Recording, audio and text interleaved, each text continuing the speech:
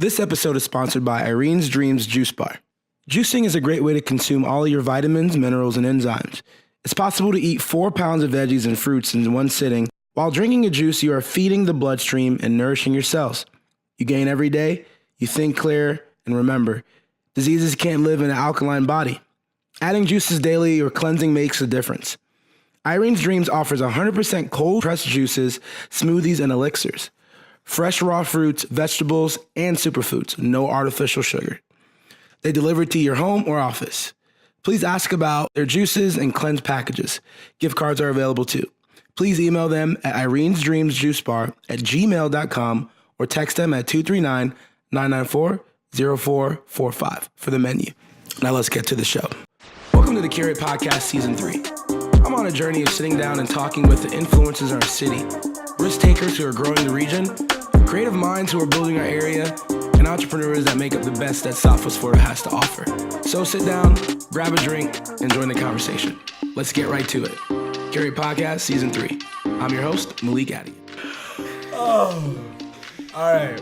Ladies and gentlemen, welcome to another episode of the Curate Podcast Season 3. Thank you for tuning in. Thank you for liking, commenting, sharing, all that good stuff on all socials. We're back with another episode where we sit down with influential, creative, minded people in Southwest Florida who are making waves. And today, it's been a long time coming. We've tried a couple times. I've given you some interviews that never made it to light. You know, batteries have died.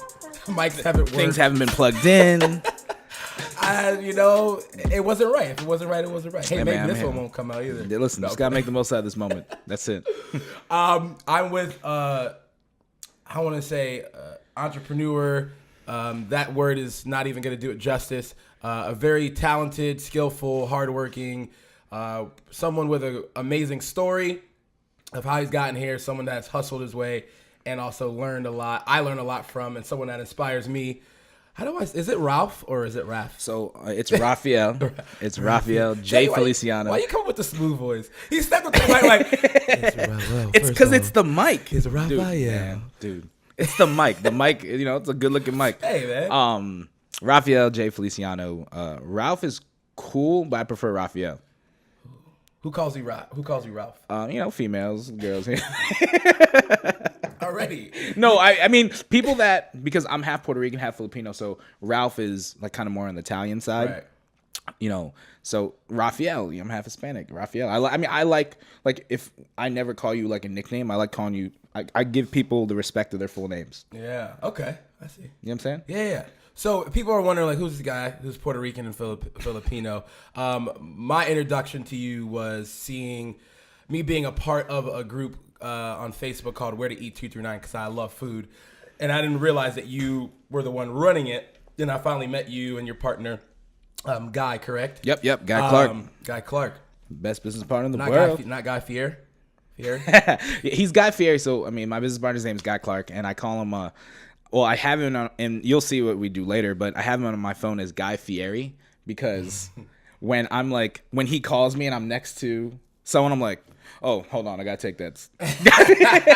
Yeah, no, but you guys run a couple different, not one business, but multifaceted. But Where to Eat 239 is how I kind of met you, and then we had lunch and really seeing like what you're doing in the community. Obviously, your big thing is Sizzle, Southwest Florida, correct? You guys do that twice a year and all that good stuff, right? Yeah, that's. I would say it's not our biggest thing now, okay. Which is awesome because that means we evolved. But it's definitely how a lot of people have come to know us. We're going to do a couple different segments of the show. So this segment of the show, I want you to just kind of tell people like what you're doing, like who you are, so people can know. Okay, cool. So the business that we have, I am a co-owner, co-founder of a company called the Food Idea Group, and we do restaurant marketing.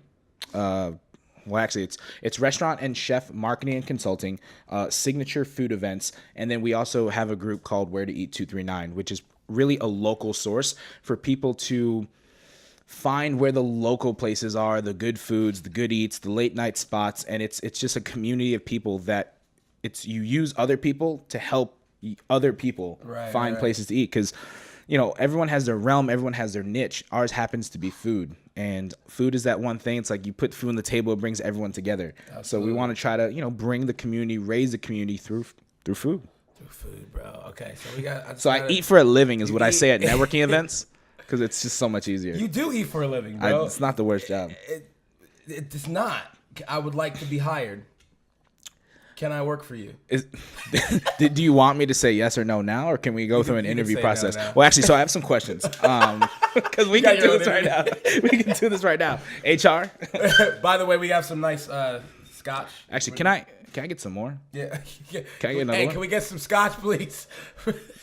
Thanks, man. Well, I'm here for like what? Another. We're doing this. Yeah, like we're another. hanging. We're hanging today. Oh, we have Della Rose. This is service, dude. Does your other guest get this? No, man, never happened. Listen, shout out to the Food Idea Group. I feel like you're always at a restaurant. Thank you. Bro, by the time you drink that, we're gonna be 45 minutes in. You're gonna be talking some crazy, so like just wild stuff. Man, whatever. Curate. Bro, segment of the show. We're calling this Origins. Where are you from? How did you like? Where are you from? All right, so I was born in Queens, New York. I grew up in what part of Queens? Woodside. Did we talk about this? I think we did, but like I don't rep Queens like I rep Jersey because I was really raised in Jersey. He said he don't rep Queens, son. Son, I wear AOB. forces. I wear forces though. And so yeah, grew up in Bloomfield, New Jersey. I mean, we lived all over Jersey. Bloomfield's really where home was, and back like around 9/11, we moved down to Florida and just kind of got up and got here. And a lot of it was, I was an athlete, so my parents really wanted to give me a good opportunity to really play sports in a full year, all year long, because, up north you can only play basketball. And then I was a baseball player, so baseball is very seasonal with the winters. So like, let's go to Florida. There's more opportunity. There's a lot of growth. And we came down here and we never looked back. And I used to say like I live in Fort Myers and Naples, but now I mean Southwest Florida's home. Yeah. Because I've really planted my roots here. I started my businesses here. My family's migrated down here. It's kind of nice, like, especially as like a young individual growing up. Yeah. Like in this day and age. Where'd you go to high school? Lehigh Senior. And you play football? Nah, baseball and basketball. You play because you're Puerto Rican. Man. Come on, dude. Yeah, and Filipinos is fire at basketball too. Yeah. Actually, there's a lot of good Filipino athletes out there. None of the NBA though, but they're too short. They're just too short. Oh my gosh! So you play basketball? Which one were you better at, basketball or baseball? I loved basketball. I think I was better at. I loved baseball. I was better at basketball. Like that was like really what I wanted to play. But I had 3 knee surgeries: tore my ACL, MCL, PCL. My leg was almost amputated in 2005. Never. Oh, and if anyone wants to try, listen, I'll meet you anywhere. We can hoop. Everybody thinks they can ball, bro. Listen, everybody thinks they can ball. Next Curate video is gonna be at the court. We're gonna have to do a basketball event. Some sort of charity event with everybody because there's so many people Curate, that say they can ball. 9. Hey, let's go. Yeah, and then we eat afterwards. Come on, man. We eat during it. Oh. And that's why I know I can hoop better than you. So you go to high school. You're playing baseball. You're playing soccer. Obviously not playing. You're playing basketball and baseball. Yeah. And you graduate. What do you do after high school? So after high school. I pursue a collegiate baseball career. That's what I want to do. It's what I want to try to do.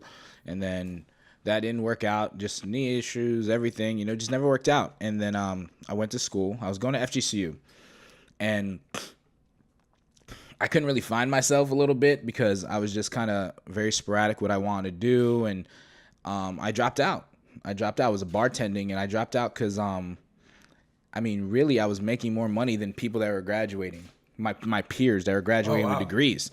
And I was like, well, let me do this and figure myself out. And then from that led into like a corporate bartender experience.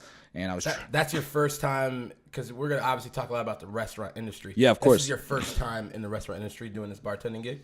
Oh, yeah. So I was actually the store manager of Aldo. Remember Aldo's shoes? The shoes, the light leather pointy shoes? Yeah, sure. So I was a store manager at Aldo, and a guy that I hired was working part-time at TGI Fridays. And I was like, well, dude, why do you do that? I was like, why do you want 2 jobs? Like, do you really need that much money? He's like, dude, I'm making like $300 a night. I was like, what? Serving? He's like, yeah. So he got me a job over there, and like within weeks I was making $250 a night, which was completely crushing my store manager salary. Absolutely. Goodbye. And I was doing it, I did it all year long. So I ended up switching industries, and it was cool because there was less responsibility. You just worry about, when I got into the bar, what I liked about it was I was able to be myself. I was really kind of, I didn't have to sell anything other than, you're going to drink. I don't have to push you too hard about that. But it taught me so many life skills, because dealing with people, and then you're dealing with drunk people, sober people, couples, different races. It really was like this opportunity to just like learn people, bro. Learn people and get the psychology of how people act. Right. I'm a big person on like your behavior and your movements and what it tells. What kind about of things you. did you see? Like, do you remember anything that you were learning like about people in those times? Like, oh, people really like this, or do you remember? Is there anything like that? Because I'm really into that psychology thing. So I am too. So one of the coolest things. It was interesting is they always talk about, oh, when you're drunk, you get a little more loose when you talk, or you get a little more confidence. And being the sober guy, and you're ordering me drink by drink, I can watch the progression of like being shy to maybe saying hello, being a little confident, asking for the number, laughing, joking, being the life of the party, and you're a guy in the corner that couldn't do it. And then slowly it goes back the opposite way. You start getting younger and more sluggish and more belligerent. On the ladder, you would see people that will, the ladder side of it is you see people that are here at their peak, and if they could just stop right here, no more. They could be legendary that night, and then, but they don't. Oh, they become legendary, just not in the way we. Yeah, and then you see okay, had too much, started fumbling his words, started stumbling on the stairs. Passed out in the bathroom. Yeah. Here's a taxi. Like, it's like, oh man. So it was just kind of cool because you get to learn the truth about people, because I've seen people really kind of like undress their feelings and their emotions when they're drinking, and it was cool. I mean, the psychology aspect of it's super cool. So what do you do? So you worked at bartending. What do you do? What do you do after that? I get into real estate. I get into real estate, and it was kind of the wave, and I was against real estate, but I've always in my core wanted to be a businessman. So me knowing nothing about business other than what I've organically just kind of found out in my life, I was like, oh, look at these guys, they wear nice suits and they go out and they negotiate deals and contracts. And I was like, okay, that sounds cool. And I was always told, being a bartender, I have that gift of gab, so I can go ahead and do it. I gave it a try and had a rough time my first year. Yeah. And then that second year, I hit the slope, and it was just like, it went really well. And then I got into restaurant real estate. And then, there it is. Okay. So then I went, and always I was bartending too, still like a few nights a week, because I was meeting people, but now I had something to talk to them about. So instead of you being the guest and you providing me value, now I'm providing you value. Right. So I can help you in other ways. And I thought it was a good idea. So I was doing that, and I was combining the two, and I was back into the hospitality industry. Yeah, here we are.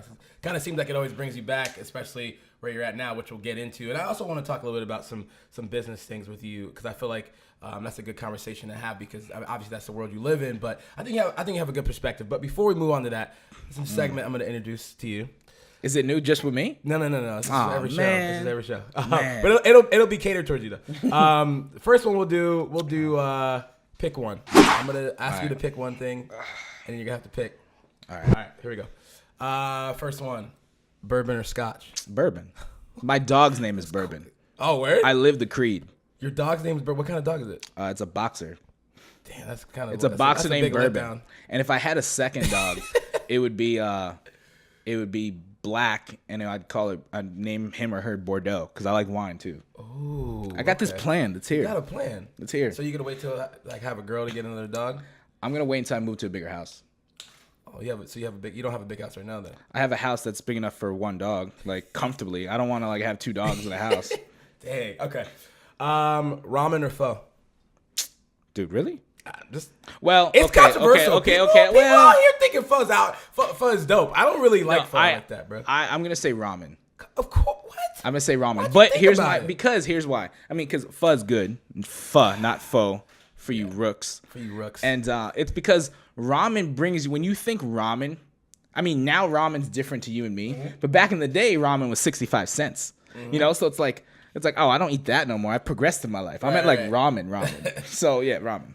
See, because there's nothing, you can't beat the broth of ramen, right? Like for me, it's all about I agree with that. Because pho is to me, very light broth.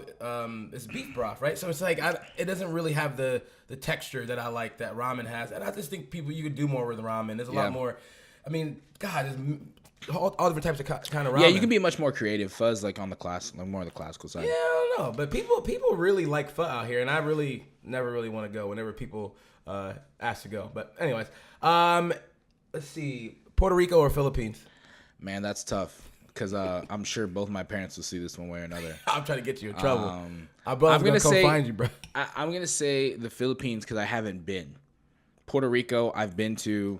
It's much more easily accessible to go to. So I would say the Philippines because I'm a big like the unknown. Right. Those unknown things are what drives me and interests me. So I have never been there. I don't know what it's like. So I want to go Philippines.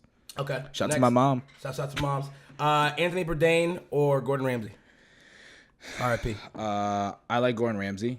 I mean, I like them both, but I like Gordon Ramsay. Okay. I like his attitude. Bro, have you seen him do where people post their meals they made and he roasts them?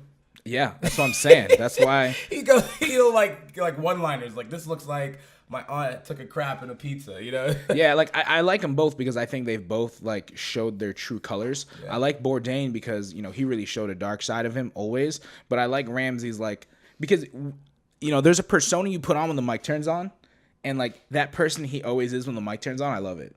Like he's an entertainer. Did Anthony Bourdain have a big part in your life? Like, did he? I feel like a lot of people when he died was like, no, this guy kind of taught me how to live life. Like he actually opened my eyes through his TV. He opened my eyes to like there's cool food outside the United States that because I was always like I want to go to Detroit and Cincinnati and Asheville and South. I want to go to these places in the United States and then he started just talking about he started combining culture with food, and that's where he had me. And now every meal is telling a story. It's like, you get to learn about why they cook like this, why they use these ingredients. Like, and then he goes out, he goes and gets drinks with them, takes like 80 sake shots, and he gets in a real conversation. Yeah, and I absolutely like I resonate well with that. Like even if we talk more about kind of what we're doing now, like I really believe in the power not of just food, but what food can do.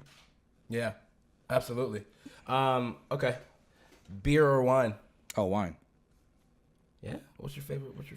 You a red wine or you there's a oh man, I just got introduced to this new red wine that I really like. Astronaut, I think.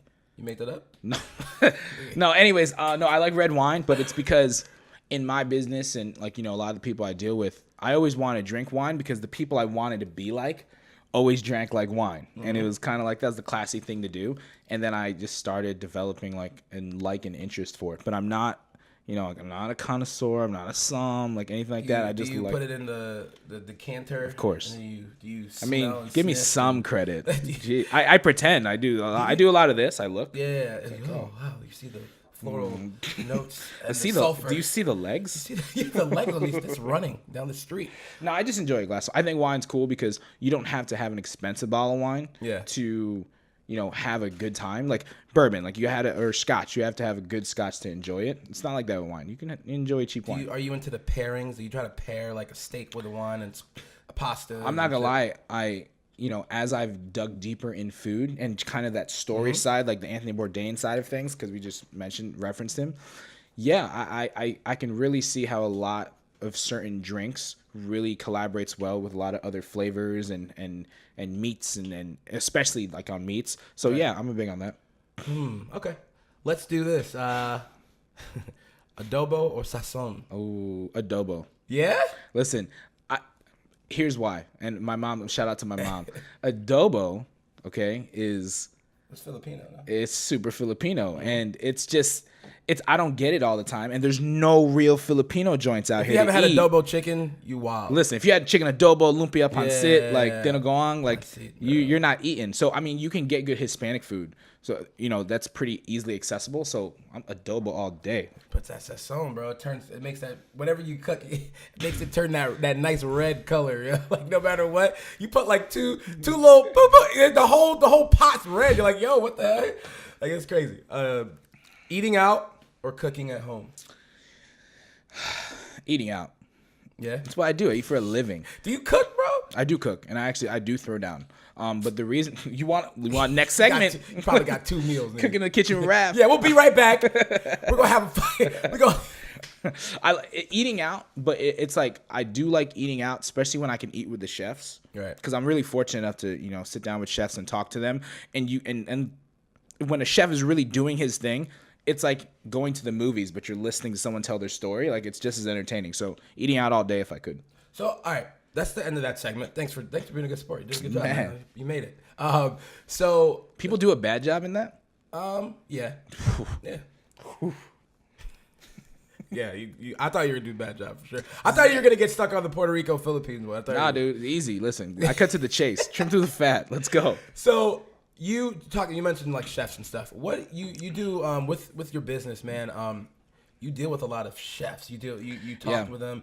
You kind of do some consulting, no? We definitely do consulting. So break that down real quick. What do you do when you consult? Okay, so with me and my business partner, Guy, we have a lot of experience on all aspects of the restaurant industry. Right. So also me being a bartender, I've been behind the bar. I've been management levels. I've gone up to the corporate level. I've worked for mom and pops. I've worked for, I've worked in all aspects of it. And now I've worked on the other side of the bar. And then I did, restaurant real estate and like this and that. So like I understand restaurants completely. I understand procedures, SOPs, ordering. I understand profits, P&Ls. Like, I understand these things. Yeah. And Guy has the same background, too. He comes to the restaurants, too.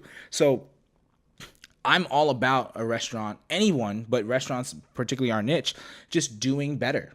Providing better service, providing better food, making more money. Because if the restaurant's making money, and I know this is going to sound like kind of magic school bussy, but the truth is, Great like, show. if the restaurants are doing good, that means the people they're employing are doing good. That means the people they're ordering food from are doing good. That means the farmers are doing good. I mean, there is a huge kickback effect. Chain in the world. There's a huge kickback chain in the restaurant business that you don't get like in retail sometimes. Right. So, I mean, I'm all about that. Have you seen, like, when you've gone into consult and stuff, have you seen any, like, crazy horror stories? Like, what is going on, bro?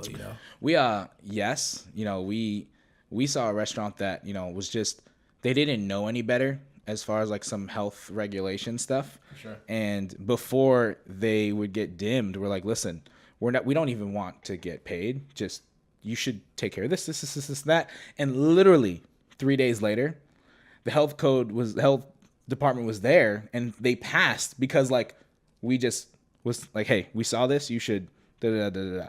So yeah, I mean, that's one of the craziest things, bro. All right, so you do something called at first it was called Restaurant Week, right? It was just it's always been Restaurant Week. It's always been Restaurant Week. We changed the name. So ask the question, I have the answer. Yes. I got you. What is it? Okay. Tell the people. So what he's talking about is one of our signature events, the signature event side of our company is called Restaurant Week, Sizzle Restaurant Week in particular. And 2015, I started Restaurant Week, and I started in Naples, and it started getting bigger and better. And as an entrepreneur, I want to expand, I want to grow, I want to do more, I want everything. And I teamed up with Guy Clark. He was running. He founded Bacon Fest. Bacon Fest. Shouts out to you, man. Shout out to Guy, man. Guy's been, and he's been a huge influence in my career, But he started that, and we connected because I was like, I can't do this on my own. And we connected, and we had Naples, Fort Myers, Cape Coral Restaurant Week. And then we're like, you know what? That's kind of confusing. Southwest Florida really needs to be repped on a whole. Like, why represent Naples or Fort Myers individually and put them on the map when you can put a whole region on the map? For sure. So we're like, let's think bigger. Let's not think small. So we're like, okay, Southwest Florida. What sounds cool? Sizzle, Southwest Florida. And then we never looked back. Yeah. So Sizzle, Southwest Florida. It's a semi-annual event. So we do it twice a year. It includes the best restaurants in Southwest Florida, particularly medium to high restaurants that are expensive maybe to the average person, and we do special menus that they offer 3 courses for a fixed price of $26 or $36. So a place that's like you get bread and water and it's like $15. It's like you're getting 3 courses for $36, and it includes restaurants that you would maybe if you had $50 to spend, would you spend it on a dinner? Would you spend it on a steak? Maybe not, but this gives you an opportunity to check those places out. Yeah, you can kind of make all those things accessible to Yeah. just regular people like me, just good old boys, just. I'm never gonna call. I don't myself answer a that good on this boy. podcast. All right, so now it's time we're gonna do a segment called Break It Down, and what it is that I want to have you break down something that maybe people have misconceptions over or not. So I want you to break down maybe the misconceptions about entrepreneurship. And so I'm going to give you a couple misconceptions and maybe you'll break it down. Got it. All right, let's talk about failure. Oh, man. So failure, misconception, my opinion. I think people don't understand real failure. I think that just some people try something and it doesn't work and they're like, oh, I failed. Like, no, that's not failing. That's giving up. There's difference. Failing, for me, I mean, I've started something. I've lost everything. I've started something. Yeah. I've lost something. I've lost money. I've lost time. I've lost relationships. I've lost friends. I mean, I've hit the wall a few times, and it's like kind of with Curate. We've talked about this and what you're building and what everyone here is doing in Southwest Florida, us individually, together, collaboratively. But, we believe in our idea, in our product so much that we refuse to let anything get in the way. Like, I will bet on myself more. I put more money on myself to win than you are willing to put more money on you. On you. Like, I don't even care if you're competing with me. That's how I feel. I don't feel that there's any way we can lose. I can lose. Anyone that I work with can lose because I've hit it. I've felt failure. Failure's not like starting an Instagram page and you get no followers and you quit. Like, that's not it. What do you think failure has taught you? So, because it seems like it's like the fear of failure is worse than failing itself, right? The fear of it. Yeah. 100%. So a lot of times the failure has control over us because of the fear of it, right? So what if I fail? But when you fail and you lose 20K and you get it back and you do it again and you do it again and you're like, wait a minute. When you get it back that first time, it's like, oh, I can get it back. Like, no one stresses when they lose $5 in their pocket.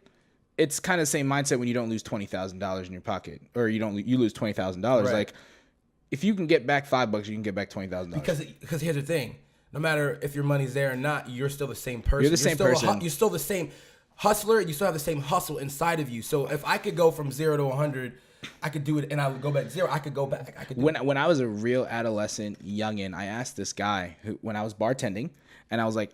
And he, I knew he was a multimillionaire, and I was just kind of in casual conversation. I'm like, how do you make $1 million? And he goes, well, you first make $100, and then with $100, you do that 10 times, and then you make that, and then when you get to 100,000, you do it 10 times. It's like, like he just kind of broke it down in this way that I never forgot, where it's like, you just keep pushing, you just keep going. Mm-hmm. So, failure, I don't know if some of the people that I see that we know that, that kind of have this view in entrepreneurship, I don't think they know what that real failure is like. I mean, I've walked away from good jobs and I've dived full time into things. And when you don't know when your next paycheck's coming in because you don't have the stability of a job, I mean, that's scary. That's real fear. Yeah, because that was gonna be my next question. A misconception is that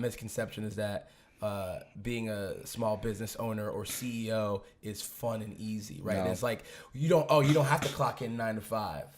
No. So no. Is it not that? No, you know that. I know but that. Yeah, so it's someone told me recently and they were explaining, what they'd rather do with work, and I agreed that I'd rather you give me no time. Don't prison me within this time frame, and I'll still put in a 15-hour day. I'll do 3 hours here, I'll do 2 hours there, I'll do an hour here. When I'm doing this, I'm still working on this. I mean, I'll put in a 14-hour day. I'll put in a 12-hour day if you don't restrict me. So it's like even with artists, right?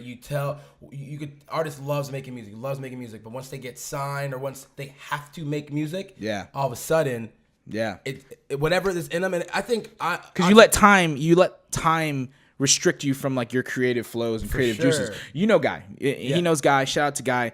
We've had our best moments of creativity and vision boarding and dreaming at 1:30 in the morning, like still working in the office. Like, how do we do this? How we do that? Glass of scotch. Yeah, a few glasses of scotch, whatever. Yeah. And then, things out on the table. And we're just like, okay, you know what? Because you're not pressured. And when you can take that pressure away, it's like now I'm dealing with hiring. Never dealt with hiring like this. I've hired for corporate companies, but I've never hired for my own company. So it's been, it's a learning thing. But, we're just like, wow, when you hire people, you have to build that structure. Not everyone's an entrepreneur. So an entrepreneur like us, we want to work all day long because we're passionate about something. But it's not like for everyone. It's not like that for everybody. Being a self-starter is not for some people will not move until you say move. It's not taking away any. It's just not in their personality. It's not. And for me, so like another misconception is that like there are people who are entrepreneurial, and then there are people who are good business owners. I feel like there's good entrepreneurs, good people who like to. Because I feel like there's entrepreneurs misstructure a lot of times. Oh, for sure. I love new ideas. I love starting things, but to me, think about running a business, to be a CEO of a company is overwhelming because of the things that come with it, all the behind the scenes things that I have to obviously be willing to do. But there's some people who just like starting new ideas, jumping in and going, I like this, let's do that. Because this goes back to the first thing about failure. Like, it's always new relationships. It's always fun in the honeymoon stage.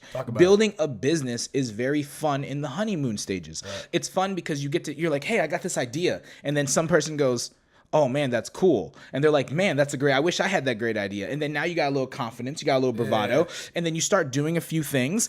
And then it's like, okay, well, you got past the ideas, you know what you want to do, but now there's like a structure. There's like you're in it. Now you got to follow through. Now you have to follow through. That's not honeymoon. That is the core of a relationship. That is the work that everyone hates. I tell you this, man. Even doing this podcast, even doing any sort of media with Curate it's so fun. A new podcast, new show, new season. But bro, when I'm 10 episodes in, and I still got to be up editing, and I still got to export, and I still got to publish, and but everyone gets to see the video that comes out at the end and like, yo, fucking Curate's dope, bro. But bro, like to follow through on that, because I'm not naturally a follow through. I'm like a start and run, like, cool, I did it. So man, to see something through is very hard. How have you been able to do that? How have you been able to do that? Is that something that's in you, or you have to build that up? Dude, I don't know, man. I don't know. I don't. I mean, I do know and I don't know. I mean, I come from a background where I was an athlete. So with an athlete, if you want to perform at a certain level, you have to follow through. And there's a lot of discipline in that. I was very fortunate to have very strict parents that it's almost as like I evolved, like they evolved with me. We were super strict when I was young, and then, now like I can talk to them, we're cussing on the phone, and I can tell them, it's, so a lot of it's my background. I think I was raised, and that's why I feel like, like I don't have a kid. I'm not worried about it right now. Shut up. I'm not into that. Bro. But like, I'm not worried about things like that because I want to be, it's not even about the finance part of it. I want to be in a position where I can raise them like I was raised, because that made a huge influence in my life. But, that's, so the structure comes to sports, structure comes from family. And if you're really in it to win it, you figure structure out, or you ask someone to help you with structure. That was going to be my next thing. Collaborating and asking, and listen, dude, where I come from, we don't ask for help. We figure it out. And I had that motto, that mindset till the first day I approached Guy when I needed help, and I just hit me that like, I can't do this on my own. There's other people that do things better than me. Better than you. I can learn anything. I can go do a podcast, but it ain't Curate though. I'm willing to bet on myself that if I want to do a podcast, I'll bet that I'll do it better than you. That's not even in a disrespect. That's in me too, though. That's what I'm saying. Like, so I get you. So that's just how I feel. So I when I finally reached out about partnerships and just understanding that it can take you're really good at your podcast stuff. Would it make sense for me to try to learn all this, do the research and all this equipment, and lose that valuable time? Or would it make more sense for me to bring you on and say, Malik, I want to do a podcast. This is how we can collaborate, or how can I use your equipment? Can you teach me? Can you crash course teach me? Let's start. For sure. I've saved like a lifetime of learning and perfecting because I brought someone else that does it better than me.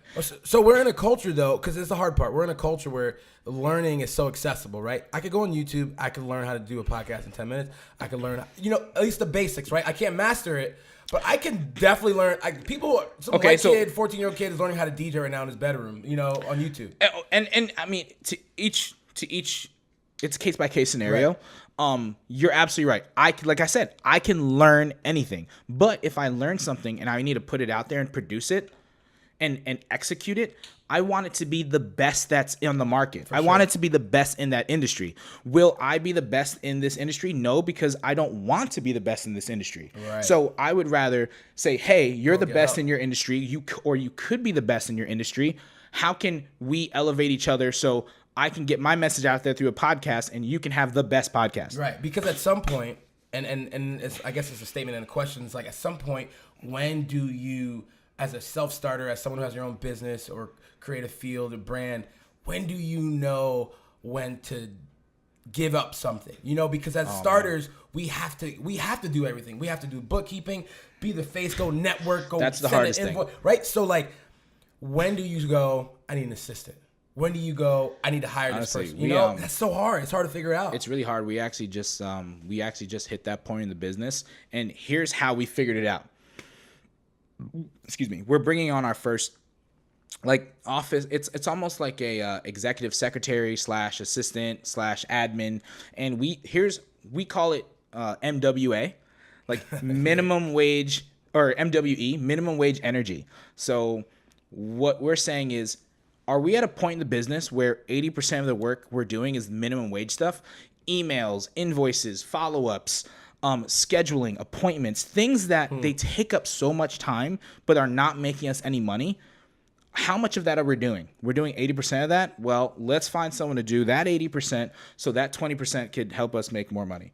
I mean, that's when we hit that point, because we're creative people. We're people that are doers, visionaries, we visionaries. So when I started getting to the office or doing work, and it's like I'm spending less time being creative and being a visionary, and I'm spending more time behind a computer, or just doing things that it used to take me forever to answer some emails. And it was because I don't want to answer. Some of these emails are just, it's that if you've emailed back and forth in business, you get through it's 4 emails before you get right to the point. So I'm a big person, just call and talk. Can we just not go through the emails? It was things like that where it's all right, this is little minimum work. It's time to bring in, and me and Guy talked about this. It's time to bring in someone to do that work so we can go out and doing sales, sponsorships, recruiting, all these things that actually do help and enhance the business. Man, it's good stuff, bro. All right, so we're going to do a segment right now called One Word. I'm going to say a word or a phrase, and you're just going to tell me the first word that comes to your mind. Okay. All right, here we go. All Networking. Right. Hate it. Do it. Late night snack. Ramen, because we just talked about it. Wait, hold on. Ramen noodles, actual top ramen. Yeah, late night snack, like a late night ramen bar. Okay. Tacos. Life. Pyramid scheme. Hate it. Turtlenecks. Love it. Do you wear turtlenecks? I think that's almost a turtleneck. Listen, at the right. Listen, I wear anything and everything at the right time. So I love it to turtlenecks at the right time. All right, marriage. Is that a word? Oh, enough said. Enough said. Oh my gosh, baby mama. Not. So I'm trying to catch you. Never. Pancit. Oof. My mother. What's pancit? Break it down. Well, I can tell you, because I'm not going to go into the dire details of pancit, but I can tell you how we use it in the Filipino culture, especially in our household, is during every birthday is when we eat pancit, and it's a celebration of life, and it's like a traditional thing. So, at my mom's house, no matter what I do, and I'm gonna invite you to my birthday this year. At midnight on my birthday, the day before, as soon as it hits midnight, it is tradition. I am at my mom's house and our family's together, and we eat dinner at midnight, and we eat pancit. My mom's best friend. So the word is tradition. There you go. Okay. Favorite place to travel?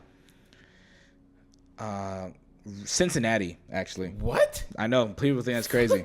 Only thing I know about Cincinnati is probably the Drew Carey show was filmed there or something. No, I mean Cincinnati. It's just cool. It doesn't matter why. It's a cool city. There's a lot of good sports, a lot of good food, and it's like a big city that doesn't know it's a big city yet. And that's why I like it for right now. But if you ask me this in 2 months, it'll be a different city. Okay. Well, you did a good job. Hey man, you did. I let up on you. I was gonna go a little. No, deeper, listen. but... I told you go hard. All right, new segment, another segment of the show. It's called Clear It Up. I'm gonna have you clear something up that maybe a misconception again, but clear it up. Do you, with all that you eat, how do you find? Do you go to the gym? Like, what's your workout regimen and stuff as you eat for a living? You're eating all the, especially like when restaurant week's going on. You're eating and eating and eating. How does that work, bro? Don't believe everything you see, man. Because yes, we eat a ton and we at some of the best places, but that does not mean I'm finishing my plate. A, B, fraud, you're a fraud. B, yes, I go to the gym. And it was kind of like I try to, in every aspects of my life, business and personal, I try to bring people in that can do things better than me. So I work out with a trainer because I'm like, listen, this is what I want to do. This is how I want to look. Figure it out. Tell me what to do. I go in, we do what we do. I'm out. Yeah. I don't waste time. You don't waste time. So what are some of your favorite? I'm making this segment up on the go. All right. I want to know some of your favorite places to eat to get certain things.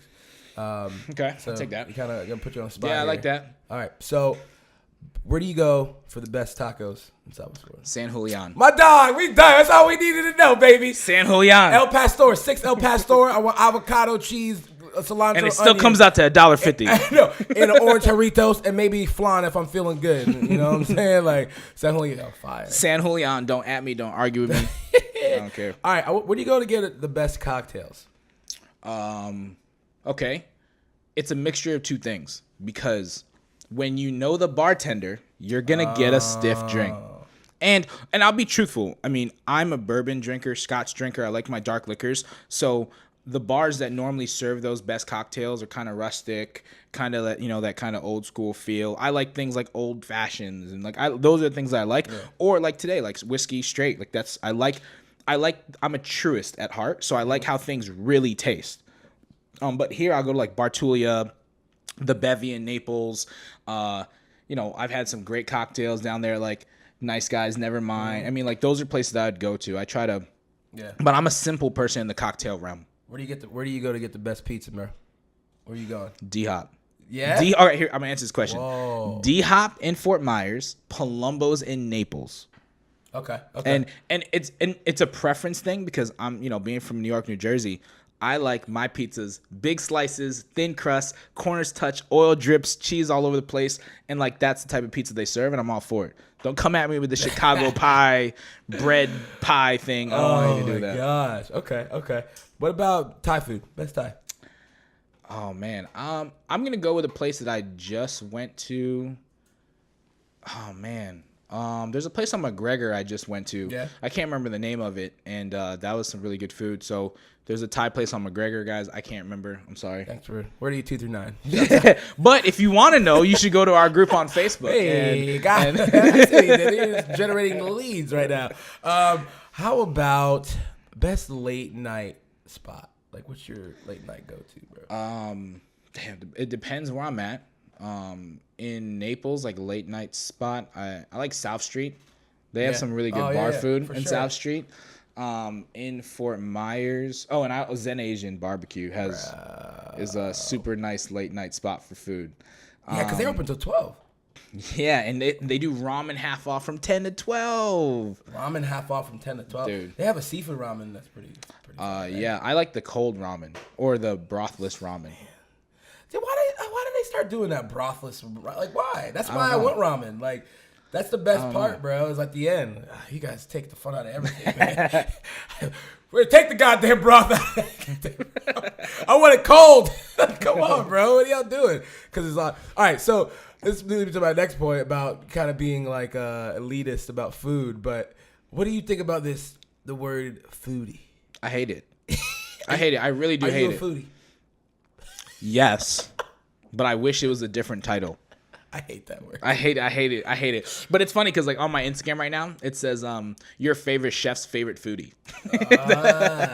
But I hate the word rapper's favorite rapper. Exactly. So I do hate the word foodie, but there's nothing really that kind of describes your passion for food. You can go into like, I'm a food gastronaut, and it's like, okay, I'm a gastronome. Yeah, whatever. It's like, dude, get out of my face. You like food and you're a foodie. So what separates the fake foodie people from like the connoisseurs? What's the difference in that's easy. A foodie and a the difference is there's foodies and then there's people that like their opinion gets people pay for their opinions.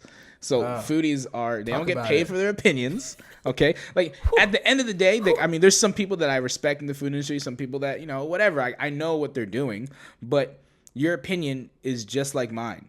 Like it doesn't matter. Well, maybe I get paid now, so it's different. But let's talk about it. But no, I mean that's the difference. Like you have a food reviewer where this is their job. This is journal. There's journalism to that rather than a person that's like, hey, I'm a foodie and I like food, and now I'm going to give you my negative opinion. It's like, okay, but yeah, I mean, take it with a grain of salt. Those foodie pages go in, bro. Like See, some of them are nasty. Like yeah, they these do. People didn't break. There was one lady that was like, I went to a seafood restaurant and they didn't crack my crabs for me. Yeah, we were like, everybody was like, yo. Crack your own crabs. See, and that's why, and I hate to plug in Where Do You 239, but I'm only plugging it in for the sense of like what we want to do. Yeah. Like Yelp and TripAdvisor, you have to create an account, you build a profile, you can be anyone you want, and you can say anything you want. So you become, a bully behind your keyboard. What's cool about Facebook and like Where Do You 239, it's a Facebook group. So you can look to see who their friends are. You can see if they work there. I mean, you're really seeing like a real recommendation referral from someone. So moving forward in the grand scheme of like what we want to do long term, is use people to help people find real reviews. All right. Damn. Absolutely. Because people trust other regular people more than they trust. How many times have you been out traveling? I know you travel like I do, and you ask your server, like, listen, I'm not from here. Like, be for real me. I need some really good food. And the server who's in the restaurant industry is like, oh, well, look, you really got to go here. Yeah. Don't go here then, da-da-da. And, like, that's what I want. I want to create that's what we want. We collectively want to create this community where it's like that same bartering system of information. Why can't we do that structured in food? Absolutely. So, because that brings me to the idea of, like, food reviewers, right? It's like, so inside of Florida we have what is it, the Jean LaBouffe? All right, which is not, I heard, not a person, it's a bunch of people. Correct? I can't say anything. I think his face says everything, people. No, but that has so much, as the kids say, clout with people, because literally people will go and blow if they say, or you guys say, yo, this place is fire. People all will go there, and that place will get blown up for the next 2 weeks. And you said people pay for that opinion because that has power in it. Yeah. And that's crazy that people have so much influence to be like, those are the best tacos. And people will just go and say, yep, those are the best tacos. Well, look, like if you went into, let's just say you went to my Instagram, and my Instagram was, plants, furniture, art, all these different things. And I'm telling you, I'm a person you should trust in food. Would you believe me? Not as much. If we didn't have Where Do You 239, the food idea group, if we didn't have these things behind our names, like, would you believe us? I mean, when you become an expert in your industry, and I don't like the word expert, but when you become someone that really knows your industry or your realm, of course people are going to follow you, and there's a clout factor there. Yeah. But it goes back onto those people that's like, they're not fully in the industry, but they want you to think they are. So, but I mean, I think what they do with Jean LaBouffe I think what they do is cool because anything to help, and his reviews are positive reviews, right? And it's like not breaking them. It's not hurting a business at all. So I really like it. I really appreciate it, and I think we should have more of that. We should give out more knowledge and less negative feedback. Right. So before we get out of here, man, like, what is the goal and vision? Because we could talk all day. We might have to do our own podcast, man. But what is the goal and vision of what you're doing with Where to Eat, and like, where do you see it going? All that good stuff. To understand our business, we do a lot of things. Where do you 239 is what Sizzle's what most people know us for, and then we do restaurant marketing, food, all these other things. But if I had to sum it down to make it super simple and get out of here, is if in Southwest Florida is very young in its history. It doesn't have the same history as New York and Miami. It's still new. Sure. We're still building our footprint. I would love in 100 years from now, 50 years from now, it's like a legacy thing. Yeah. If they looked back and there was a Mount Rushmore of food, a Mount Rushmore of people that kind of made a difference here in Southwest Florida, not even me. I would love if our logo was somewhere on that Mount Rushmore and they said, these guys, this team, this collective group of people made a difference and they impacted the economy and they raised the bar, they set expectations, and they really turned Southwest Florida into one of the largest cities in the United States. Lit. Podcast over. Goodbye. No, that's amazing, man. That's, but that's true. Yeah, yeah. And so it's never been like a chasing of money or chasing of fame. Like, it's a legacy thing. Like, we want to make a difference. You don't chase what did Quincy Jones said, if you're, chase your passion and the money will come, right? It's like you don't gotta chase that. If you're chasing something of value that provides value, the money will show up. You wanna know some real shit? When I learned how to live with no money, took away the fear of not making it. Wow, for sure. Because when you learn how to live with no money and you learn how to live, when you know that you can get by with this, and that. I'm eating peanut butter jelly sandwiches every day for 2 weeks. Like, I can do that. Listen, dude, when we're talking about failure, dude, I slept in offices. I moved back in my mom's house for a little bit. I took risk. I asked people I didn't want to ask for, to help me. Like, I did things that was tough. Yeah. That was a lot of putting my pride and ego aside. And I think that's what you got to do. Like, that's really performing and succeeding. Absolutely, man. Bro, we got to get out of here. But we're gonna do a podcast. Yeah, we got to do a podcast. Man, where can people find you at, man? And follow you and stuff. Well, you can follow me. Facebook, Rafael J Feliciano. Instagram, Rafael J Feliciano. Twitter, #SakyAlPabi.